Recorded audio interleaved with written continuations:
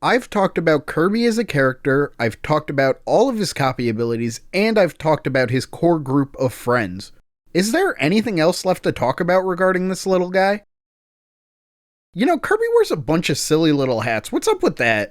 I would argue that the little hats Kirby dons whenever he gains a copy ability are just as iconic to the series as the copy abilities themselves. It's such a simple way to illustrate whatever powers Kirby currently has, but it adds so much personality to a series that's already rife with unique charming character in every aspect. For the most part, the Kirby copy ability hats are great. But why?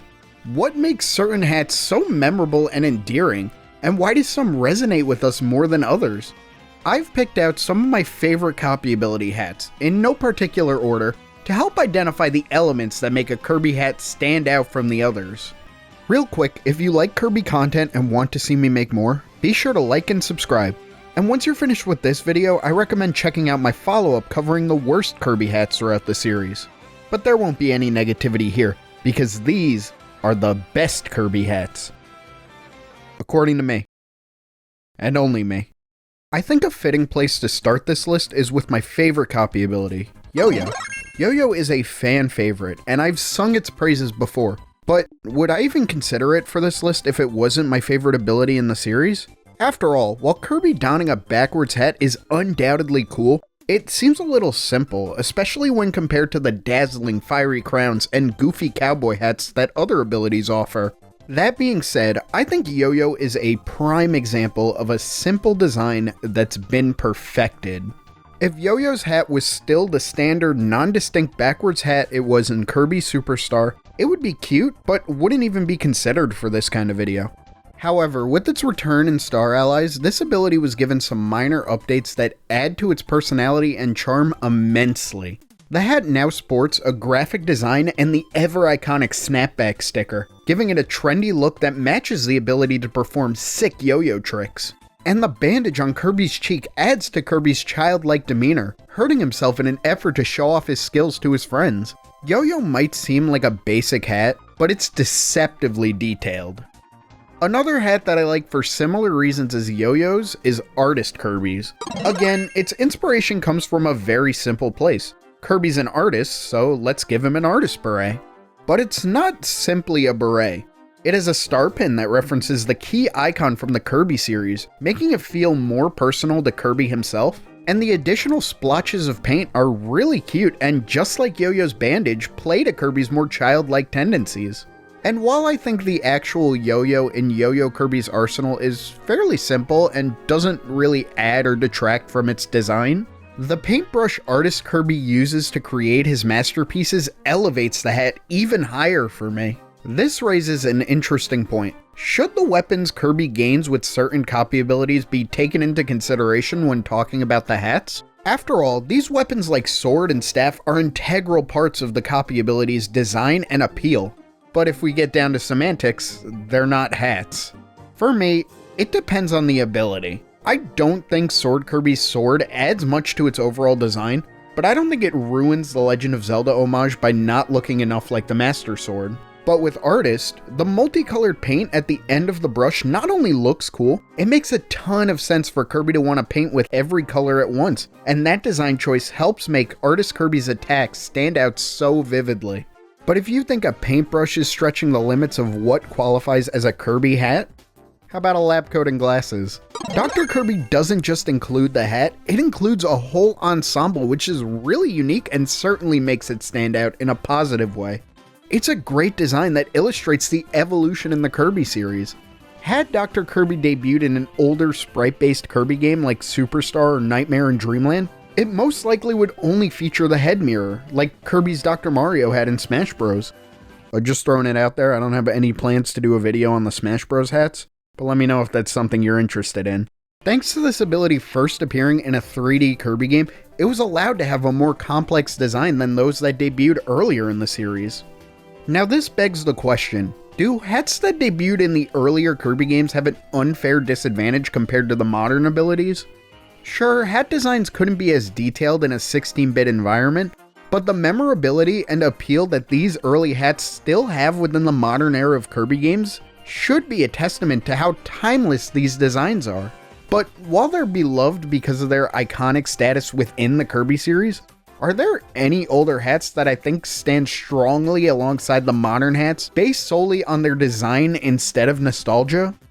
Well, I can think of at least one. Even as a kid playing Kirby Superstar, I knew Jet was the coolest ability, and it had nothing to do with how it plays, because looking back on it, it's not the easiest ability to use.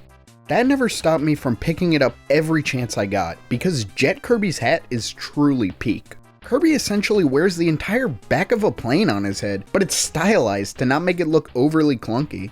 It should go without saying that this hat is incredibly functional, being responsible for all of Jet's coolest attacks, and while the shades are completely cosmetic, Kirby does wear them in the anime, and it's as great as you would imagine Kirby wearing shades is. Not even the sprite-based restrictions of hat design can stop Jet from looking so sleek. And on the subject of early Kirby ability hats, I need to bring up High Jump. High Jump's hat debuted in Kirby Nightmare in Dreamland, and while most hats consisted of hats, High Jump took it one step further by having a cape. I praise Doctor for having a full ensemble, but look at High Jump over here doing it way earlier, and dare I say cooler. The winged headband alongside the cape makes Kirby look like a superhero, or a character ripped from mythology, both interpretations fitting this ability perfectly. I think the modern abilities have a leg up over the older hats in terms of what can be translated into the games, but these two abilities prove that the older Kirby games could provide really cool and creative designs despite their limitations.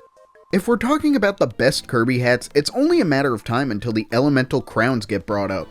For the most part, I really like these designs, with Ice and Stone being the standouts, but, and this is definitely an unpopular opinion, I don't think any quite reach that upper echelon. The differences between them are oftentimes so minute that they often feel repetitive, even with the minor changes in the actual crown's design.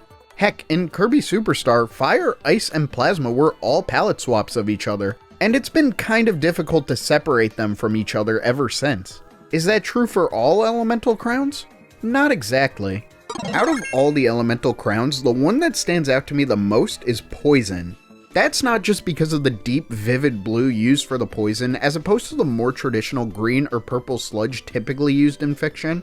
The crown really sets itself apart from its constituents with this striking snake pattern that relates back to Poison's core concept, as well as an ominous skull replacing the eye-catching gem found on other similar hats. Poison is a take on a classic Kirby hat design concept, but personalized and elevated to make something that stands out from the crowd. The elemental crowns are nice, but I always like it when an elemental-based ability shifts away from the traditional design. It's not all too common. Even as recent as Kirby's return to Dream Land Deluxe, we see new abilities that follow this sort of template, so there's not much need to deviate. That is, unless two abilities share the same elemental power, but different functions. This is almost non-existent in the modern Kirby games. If there's an ability based on Kirby wielding fire powers, it'll be Fire Kirby. But back in Kirby's Adventure, where each ability only had one attack, the modern fire ability existed as Fire and Burning.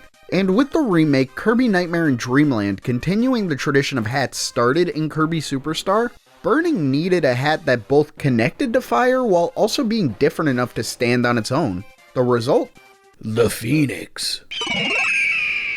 Burning's hat is such a cool take on the elemental crown, and it really doesn't change too much.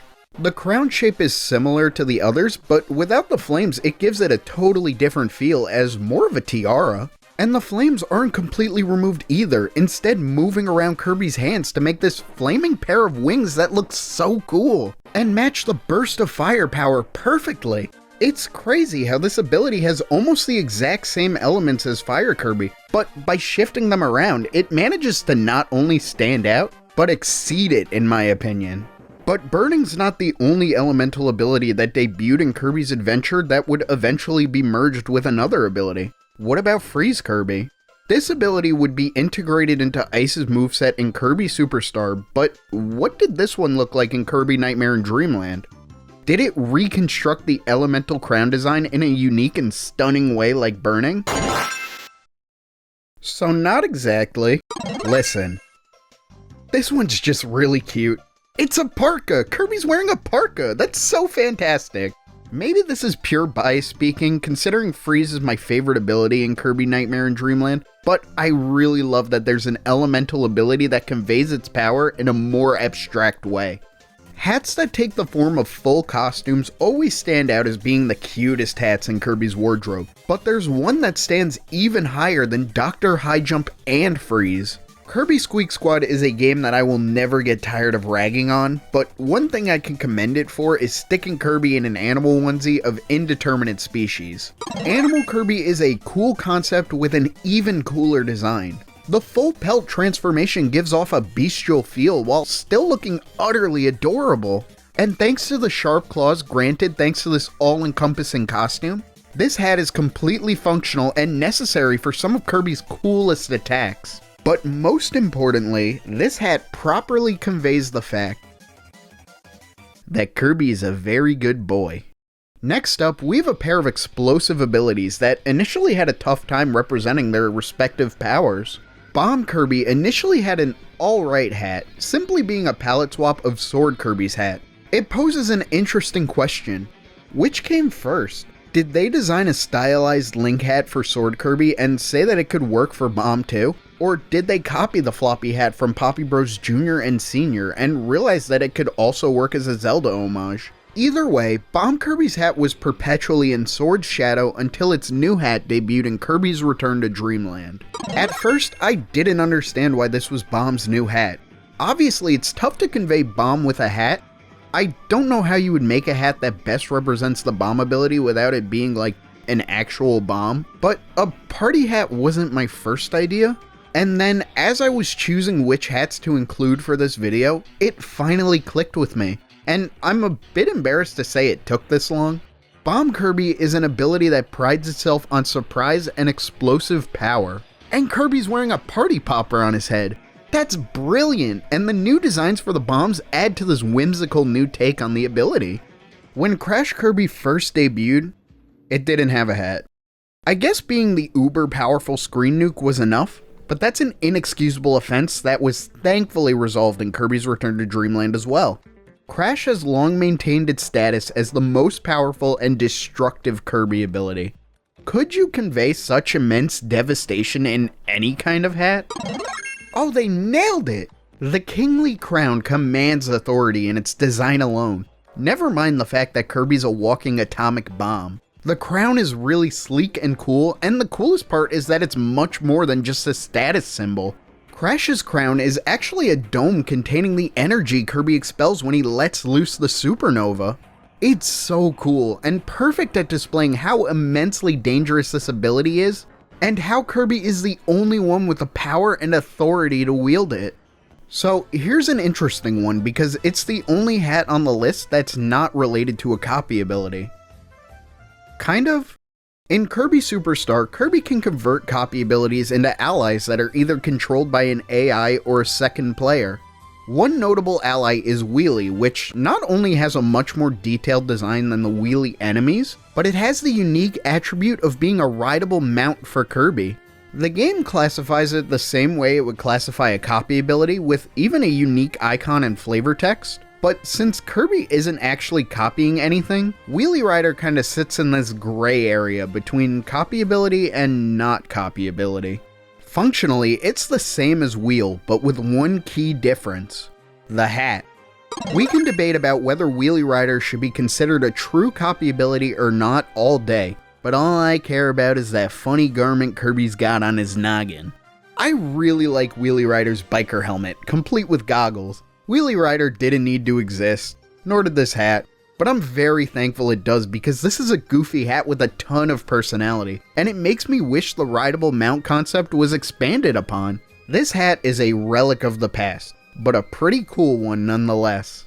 We're getting near the end, and I've yet to talk about my favorite Kirby hat. I know I said these weren't ranked in any particular order, but I still gotta save the best for last, right? Before we get to that though, let's take a little detour to the circus. Kirby is literally wearing a circus on his head, and it in no way looks cumbersome or clunky. That's truly wonderful. Circus Kirby could have just gifted Kirby a rainbow wig and a big red nose, maybe some face paint, but that would be more fitting for Clown Kirby, and Kirby isn't a clown. He's the entire damn circus. And the hat doesn't just reference clowns. The big mustache makes me think of stereotypical ringleaders and strongmen, while the big eyes combined with the overall shape of the circus hat gives it a cute animal-like charm. It's cute, it's quirky, it's everything that a hat representing the circus should be, and somehow even more. I love hats that take such a simple concept and really stretch the creativity of what can be done to represent the theme. Circus is a great example, but how would Kirby tackle a more specific inspiration? Like, for example, an animal that a good portion of people live in fear of. Could you make a hat out of something so heinously reviled by the populace? Spider top hat. If I told you about a theoretical Spider Kirby prior to its debut, odds are your first ideas would either be something Spider-Man based or an eldritch horror. But this is a real home run. The vibrant purple immediately catches the eye and lets you know that there's nothing to fear. The legs draped under the brim make it look as if Kirby has funny hair. The golden eyes are a great contrast to the hat, and there's even a web design on the hat itself. Every piece of this hat relates to the spider motif, and they all enhance each other to make a truly fantastic hat. But it's not quite my favorite, because while Spider Kirby's hat is really well designed, a spider will never beat the king of the insects. Beetle Kirby has my favorite hat in the series so far. In terms of pure functionality, this is one of, if not the most useful hat that any copy ability has. The rhinoceros beetle horn is used for all of Beetle Kirby's attacks, and the hat even includes folded wings that helps improve Kirby's flight. I love the aesthetic of the hat as well. Instead of just slapping a big beetle horn on Kirby's head, it's actually stylized to look more like a samurai's helmet, which is an incredibly clever nod to the connection between beetles and samurai. The deep, dark navy blue with the gold accents are such a beautiful combination. It's cool, it's stylish, Kirby has a seemingly infinite wardrobe, and this is the very pinnacle of it. And these are just my personal favorites. Pretty much every hat in the series has something worth talking about, and even if I didn't highlight your favorite here, I mean, the Kirby series is so overflowing with charm and personality, it's hard to cover it all in a single video. What I think makes the best Kirby hats are a mix of originality, creativity, and being able to relate back to the design inspiration in multiple layered ways. But at the end of the day, you're just putting a piece of headgear on one of the most perfectly designed characters of all time. Personality and charm kind of comes natural to an absolute stud like Kirby. If there's one major takeaway from this look at Kirby's fashion sense, Kirby can make almost anything work, and all it takes is a little pride and confidence to stay true to yourself. Thank you, Kirby, you pillar of modern couture. Thanks for watching. Be sure to like and subscribe if you haven't, and check out my video on the worst Kirby hats. Then we can all get back to playing Kirby's Return to Dream Land Deluxe. Cool? Cool.